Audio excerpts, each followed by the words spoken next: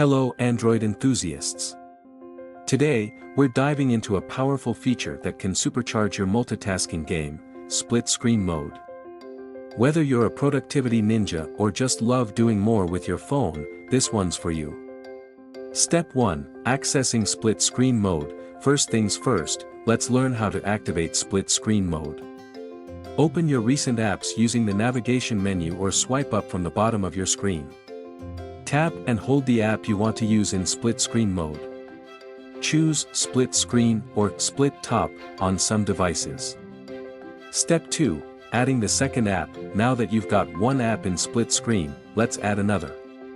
Select your second app from the list. Step 3. Dual screen magic. Boom. You're now in dual screen mode. Use them as if they were running individually. Step 4. Exiting split screen. When you're done, it's time to exit. Drag the black bar toward the app you want to close. Remember, Android keeps apps running even after exiting split view. Close them manually.